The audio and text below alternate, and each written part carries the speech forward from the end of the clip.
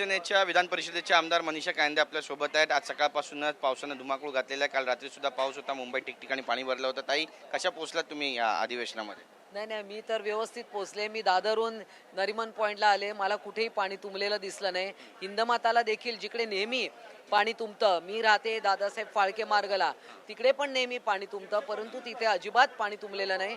आणि खरं तर हा पाऊस कालपासून चालू झालेला आहे, काल संध्याकाळी वाढला, परंतु मला वाटतं की आपण त्याचं स्वागत तर करूया। पहिले मुंबई तुंबते, लोकांना त्रास होतोय ते खरंच आहे, परंतु हा मच अवेटेड 1 महिना डिले झालेला आहे पाऊस। पहिले आपण थोडासा पावसाचा आनंदही घेतला शिकलं पाहिजे। लोक एन्जॉय तर करताय, पावसाचा आनंद तर घेतात, मात्र जे इन्फ्रास्ट्रक्चरवरती लोड येत आहे किंवा नाले तुंबतायत, बऱ्याच ठिकाणी सखल भागामध्ये पाणी साचलेलं आहे, कुर्ला असू द्या, सायन असू द्या, हिंदमाता परिसर असू द्या, या ठिकाणी भविष्यातही पाणी तुंबण्याची शक्यता आहे आणि वाहतूक विस्कळीत होते। काय नेमकं सरकारला काय, हे फेल्युअर नाही का सरकारचं? नाही बघा, लगेच आपण फेल्युअर असं नाही म्हणता येणार।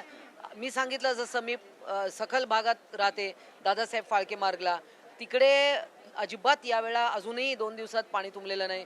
हिंदमाताला पाणी तुंबलेलं नाही, परळला, एल्फिस्टनला कुठेही पाणी तुंबलेलं नाही। आपण पाहतो ती दिवसेंदिवस गेल्या 3 वर्ष माननीय एकनाथजी मुख्यमंत्री साहेब झाले, त्याच्यानंतर आपण पाहिलं की मोठ्या प्रमाणात पंप्सची संख्या वाढवली आहे, रेल्वे कल्वर्ट्सची साफसफाई वगैरे हे सगळं चालू झालेलं आहे।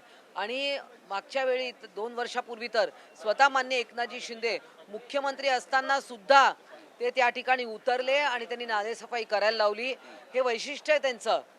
त्यामुळे खरं तर हे मोठ्या प्रमाणात व्हायला पाहिजे।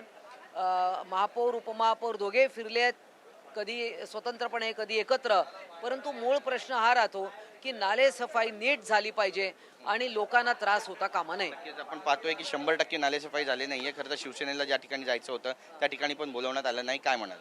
नाही, अशा प्रकारचं राजकारण कोणीही करू नये, कारण मुंबई ही मराठी माणसाची आहे आणि असं लोकांना जिकडे रिलीफ द्यायचा आहे तिकडे असं ह्याला डावला त्याला डावला असं करता कामा नये। आणि खरं तर वेगवेगळ्या टीमनी जायला पाहिजे। मी तर म्हणते सगळ्याच नगरसेवकांनी जाऊन आपापल्या ठिकाणी राजकीय प्रश्न विचार संजय राऊत ज्या पद्धतीने टीका करतात आणि संजय पाटील आणि संजय राऊत यांच्यामध्ये आता भांडण सुरू झालं असं म्हणावं का? राजकीय वैमनस्यातून काही महत्त्वाच्या घडामोडी घडतील असं दिसतंय? मला सांगा की संजय राऊत ज्या प्रकारची शिवीगाळ करतात, कोण ऐकून घेईल? मग बाकीच्या लोकांना काय मराठीतल्या शिव्या येत नाही का?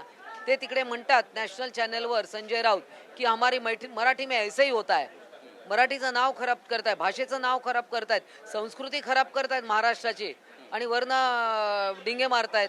मला असं वाटतं की त्यांनी जर का शिव्या दिल्या तर समोरचे त्याला प्रत्युत्तर करणार ना, का करणार नाही? तुम्ही लोकांची आई बहीण काढतात तर तुमच्या पण घरी आई बहीण नाही का? बातचीत केल्याबद्दल आपण पाहतोय की आपली भूमिका या ठिकाणी मांडलेली। मुंबईमध्ये आज सकाळपासूनच पाऊस आहे आणि त्यासोबतच अधिवेशनामध्ये याचे पडसाद जे ते सुद्धा उमटताना पाहायला मिळतात। कॅमेरा पर्सन सिद्धेश नाईकसह गिरीश गायकवाड, TV9 मराठी, मुंबई।